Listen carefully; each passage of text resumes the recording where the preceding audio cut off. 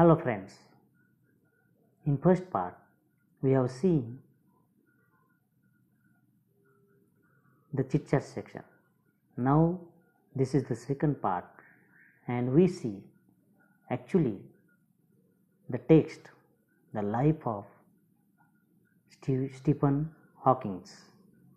Now let's begin the text. Let's begin with the title, An Epitome of Courage. आपण सुरुवात करूया title पासून. Title Epitome of Courage is the title of the text. What is meaning of epitome? Epitome means a very fine example of something. म्हणजे काय तर एक आदर्श नमुना. Courage धैर्य म्हणजे ह्या टायटलचा अर्थ आहे की धैर्याचा आदर्श नमुना, धैर्याचा एक चांगला नमुना, धैर्याचं प्रतीक. कोण धैर्याचं प्रतीक हे आपल्याला ह्या टेक्स्टमध्ये बघायचं आहे. बघा आपण लाईन बाय लाईन काही बघणार आहोत. सुरुवात. In the bracket there is something. We often tend to hide behind our weaknesses, disabilities, handicaps. बघा वी ऑफन कायम अनेकदा, टेंड टू हाईड आपण नेहमी लपवण्याचा प्रयत्न करतो. आपली प्रवृत्ती अशी आहे काहीतरी लपवण्याची. कशाची? बिहाइंड आवर विकनेसेस म्हणजे आपल्यामध्ये असलेला उणिवा, डिसॅबिलिटीज आपल्यामध्ये असलेली असमर्थता, हँडिकॅप्स म्हणजे आपण आपल्याकडे असलेलं व्यंग, हे आपण नेहमी लपवण्याचा प्रयत्न करत असतो. Or mourn over them our whole life through. मोर्नचा अर्थ इथं दिलेला आहे बघा. Mourn means feel very sorry. त्याचा अर्थ फॉर म्हणजे आपल्याला काय होणं, काहीतरी आपल्याला एखाद्याची बद्दल वाईट वाटणं किंवा शोक करणे पण आपल्याला त्याचा अर्थ सांगता येईल. मोर्नचा खरा अर्थ आहे शोक करणे, बरोबर. आपल्याला इथं वाईट वाटणे म्हणून. Or mourn over them our whole life through. आणि आपण पूर्ण आयुष्यभर आपण काय करत असतो, त्याबद्दल शोक व्यक्त करत असतो. पूर्ण जीवनभर आपण तेच घेऊन रडत असतो, बसतो की मला हे येत नाही, मला दिसत नाही, मला ऐकायला येत नाही, मला अमुक होत नाही, मला धमुक होत नाही, अशा पद्धतीने आपण हे करत असतो. Mourn over them, whole over life. मग doctor Stephen Hawking, one of the greatest scientists. Who was Dr. Stephen Hawking? One of the greatest scientists. He was the greatest scientist of this century. या शतकाचे ते एक सर्वात महान असे वैज्ञानिक होते. Did not do so, परंतु त्यांनी तसं केलं नाही. म्हणजे कसं वागले नाही तर ते mourn over them whole life through याबद्दल हे वाक्य आपल्याला म्हणता येईल. म्हणजे डिड नॉट डू सो याच्याबाबत हे आपल्याला सांगता येईल की त्यांनी तसं केलं नाही, ते रडत नाही बसले. In spite of suffering from a very rare and dreaded disease. बघा इन स्पाईट ऑफ असं असून देखील, suffering from a very rare म्हणजे दुर्मिळ असा, ड्रेडेड डिसीज म्हणजे भयंकर असा रोग त्यांना झालेला होता, बरोबर. की तो अनेक म्हणजे अगदी दुर्मिळ रोग, सगळ्यांना होत नाही तो असा रोग त्यांना झाला होता. काय ते बघणार आहोत आपण. Doctor Hawking continued his research undaunted. आणि त्यांनी त्यांचं रिसर्च हे चालूच ठेवलं होतं. अनडॉन्टेड म्हणजे धैर्य न खचता, कोणत्याही प्रकारचं वाईट न मानता, धैर्य न खचता त्यांनी त्यांचं काम रिसर्च रिसर्च संशोधन हे चालू होतं. His exemplary courage should inspire us. His exemplary अनुकरणीय. एक्झेम्पलरी म्हणजे काय? अनुकरणीय. म्हणजे बघा इथं दिलेला आहे त्याचा अर्थ की वर्थ ऑफ इमिटेशन अँड ॲडमायरेबल. म्हणजे आपण इमिटेशन त्याचं अनुकरण करू शकतो आणि स्तुती करू शकतो. अशा प्रकारचं त्यांचं वर्तन होतं.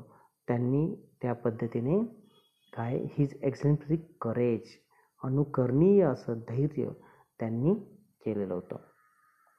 Should inspire us. इन्स्पायर प्रोत्साहन देणे. आपल्याला त्यामुळं प्रोत्साहन मिळालं. Inspire. To do our best even under trying circumstances. म्हणजे अशा परिस्थितीमध्ये सुद्धा त्यांनी काय केलं? त्यांचं म्हणजे अशा परिस्थितीमध्ये सुद्धा ते काम करत राहिले. रिसर्च म्हणजे संशोधन करत होते हे आपल्याला इथे सांगता येईल. Exactly 300 years after the death of great scientist Galileo. Exactly म्हणजे अगदी तंतोतंत 300 वर्षापूर्वी, 300 वर्षानंतर म्हणजे 300 वर्षानंतर काय झालं? त्यावेळेस काय घडलं होतं? 300 वर्षापूर्वी there is death of great scientist Galileo. तर तिथे मृत्यू झाला होता. ग्रेट सायंटिस्ट गॅलिलिओचा मृत्यू झाला होता. Doctor Stephen Hawking was born in Oxford. म्हणजे 300 वर्षापूर्वी ज्या दिवशी गॅलिलिओचा मृत्यू झाला होता त्याच दिवशी 300 वर्षानंतर म्हणजे तारीख दिली बघा, द 8th day ऑफ जानेवारी 1942. म्हणजे जानेवारी महिन्याच्या 8 तारखेला 1942 साली त्यांचा म्हणजेच डॉक्टर स्टीफन हॉकिंग यांचा जन्म झाला होता. Little did his parents know that one day their little boy would be hailed as one of the greatest scientists of this century. Little did म्हणजे असं वाटलं सुद्धा नव्हतं असं म्हणायचं. हिज पॅरेंट्स नो दॅट त्यांच्या आईवडिलांना वाटलं सुद्धा नव्हतं की वन डे एक दिवस देअर लिटिल बॉय हा त्यांचा लहानगा मुलगा would be held as one of the greatest scientists. हेल्डचा अर्थ इथं मग ह्या हेल्डचा अर्थ इथे दिलेला आहे बघा, अक्लेम्ड. म्हणजे थोडक्यात ते असं ओळखले जाणे. अक्लेम्ड म्हणजे काय? ओळखले. अक्लेमचा अर्थ हे ओळखले जाणे. समजलं? To be held as one of the greatest scientist. आणि हा ओळखला जाईल हे त्यांच्या आईवडिलांना सुद्धा वाटलं नव्हतं. समजलं? Neither could anybody imagine that his mind would soar up in to space like light. Soar up म्हणजे झेप घेणे. सूर मारणे पण होतो पण इथं झेप घेणे. कुठे? In to space. अंतराळात उडी घेईल त्यांचं मन असं कोणाला वाटलं सुद्धा नव्हतं. कशासारखं? Like light. लाईटसारखं. More importantly none could predict म्हणजे माहिती तुम्हाला की आपण एखाद्याबाबत जसं ब्राह्मण किंवा वेदर रिपोर्ट असतो हा प्रेडिक्ट केला जातो म्हणजे भाकीत करणे. प्रेडिक्टचा अर्थ आहे भाकीत. प्रेडिक्ट मीन्स भाकीत करणे. None could predict that he would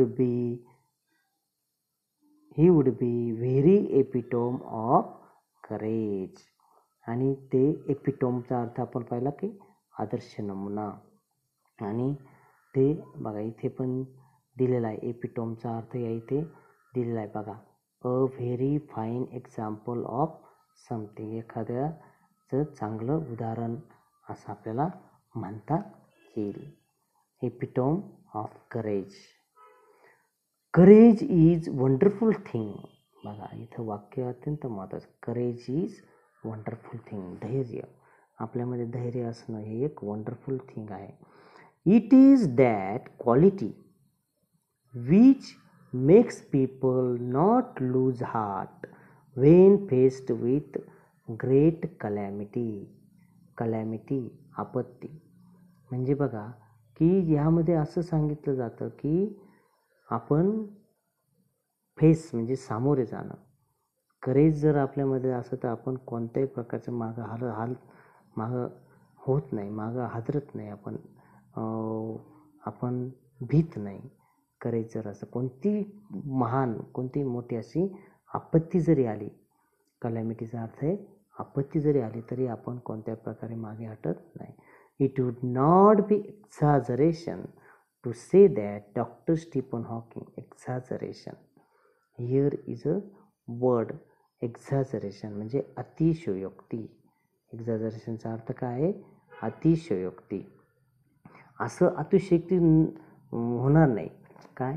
to say that doctor Stephen Hawking, a living legend of cosmology. बघा आता ते एक लिव्हिंग म्हणजे जिवंत अशी आख्यायिका आहे. लेजंड, जिवंत आख्यायिका आपल्याला म्हणता येईल. की असं म्हणणं सुद्धा वावगं ठरणार नाही, अतिशयोक्ती होणार नाही. कशाचे? Of cosmology. कॉस्मॉलॉजीचा अर्थ दिलेला बघा इथे. Cosmology means study of origin and development of university. म्हणजे थोडक्यात विश्वनिर्मितीचे शास्त्र, असा त्याचा अर्थ आपल्याला म्हणता येईल. Cosmology is the very personification. पर्सॉनिफिकेशनचा अर्थ चांगला माहिती आहे की एक उत्कृष्ट नमुना आपण इथं म्हणूया. तसं पर्सॉनिफिकेशन एक फिगर ऑफ स्पीच आहे, त्याबद्दल आपण नंतर बोलूया. तर हे is the very पर्सॉनिफिकेशन of courage and hope. इच्छा आणि धैर्य, आपण करेज, धैर्य आणि इच्छा म्हणू. एक्सेप्ट, त्याच्याशिवाय. His mind, his whole body bound to wheelchair. अत्यंत महत्त्वाचं वाक्य आहे बरं का. Except his mind, his whole body is bound म्हणजे बांधलेली. कशाला? व्हीलचेअरला. आपण चित्र बघितलंय आधी, फोटो आलेला आहे याच्यामध्ये, की पूर्ण बॉडी त्यांची व्हीलचेअरला बांधली. फक्त मन काही बांधू शकलं.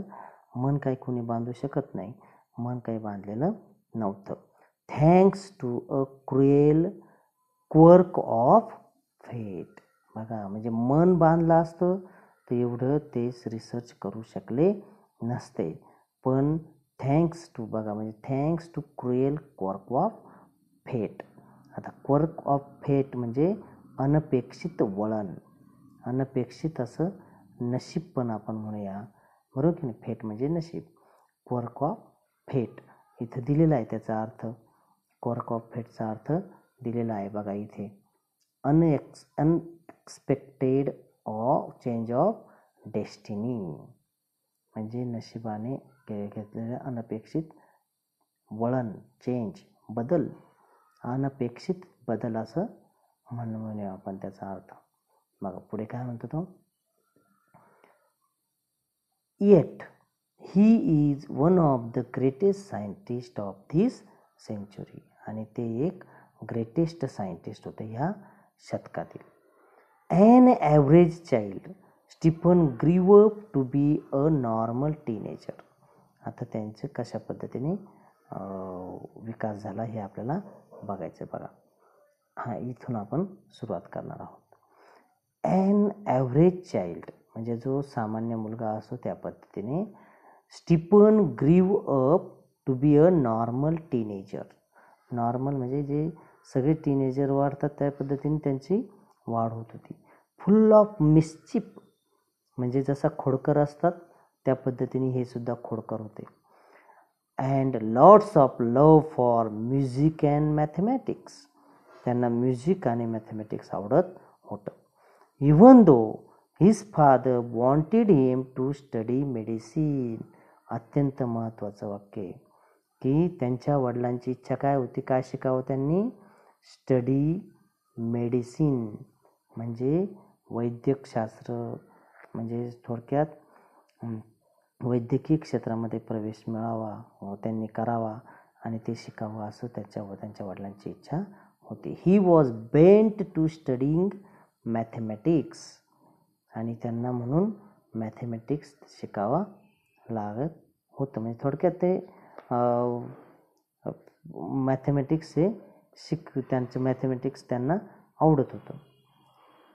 On studying mathematics, the University of Oxford at that time did not have course in mathematics, so he opted to study physics instead. म्हणजे तिथं मॅथमॅटिक्सचा कोर्स त्या ऑक्सफर्ड युनिव्हर्सिटीमध्ये नव्हता आणि त्याच्यामुळे so he opted to study physics, आणि म्हणून मॅथमॅटिक्सच्या ऐवजी त्यांनी फिजिक्स शिकायला सुरुवात केली. ॲट द एज ऑफ 17, म्हणजे 17 वर्षात झाले, Stephen started noticing that he was becoming increasingly clumsy, आणि त्यांच्या लक्षात आलं की 17 वर्षाचे असताना त्यांच्या लक्षात आलं, लक्षात येणे, दॅट की ही वॉज बिकमिंग इन्क्रीजिंगली म्हणजे जास्त प्रमाणात क्लमझी म्हणजे थोडक्यात क्लमझी होत चालले असं त्यांच्या लक्षात आलं. क्लमझीचा अर्थ इथे दिलेला आहे. क्लमझी मीन्स ऑकवर्ड ऑर इनकम्पेटंट, म्हणजे थोडक्यात त्यांना क्लमझी वाटायला लागलं, त्यांना असं थोडक्यात त्यांना क्लमझी म्हणजे ऑकवर्ड, विचित्र वगैरे, विशेष म्हणजे काहीतरी बदल होतोय असं त्यांच्या लक्षात. And even fail down a couple of times, आणि ते कित्येक वेळा फेल म्हणजे पडले सुद्धा. फॉर नो रिझन, म्हणजे त्यांच्या लक्षात नव्हतं येत की आपण का पडतोय, आपण का पडलो, आपोआप पडून जायचे ते, आहे की नाही. फॉर नो रिझन, कोणत्याही प्रकारचं रिझन नसताना आपण का पडतोय. This perplexed him and he went to see his family doctor. आणि मग परप्लेक्सचा अर्थ दिलेला आहे बघा इथे, full of difficulty and confused, आणि ते कन्फ्यूज झाले, खूप डिफिकल्ट, त्यांना अडचणी आल्या, त्यांना समजा ना की काय बनकडे काय झालं, म्हणून ते he went to see his family doctor, ते त्यांच्या फॅमिली डॉक्टरकडे गेले. हू डायग्नोज्ड हिम, ज्यांनी काय केलं, डायग्नोज्ड म्हणजे त्यांची चेक केलं त्यांना, him as suffering from extremely rare ALS, म्हणजे अगदी एक्स्ट्रीमली रेअर, अगदी दुर्मिळ असा डिसीज, रोग त्यांना झालेला होता. त्या रोगाचं नाव होतं ALS और LOU.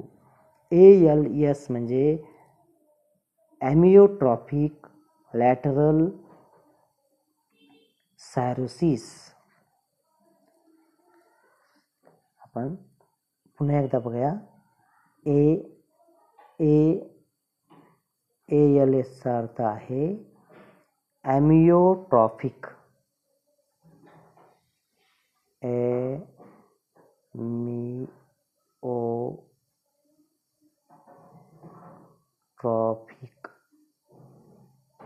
ॲमियोट्रॉफिक लॅटरल्स सायरोसिस.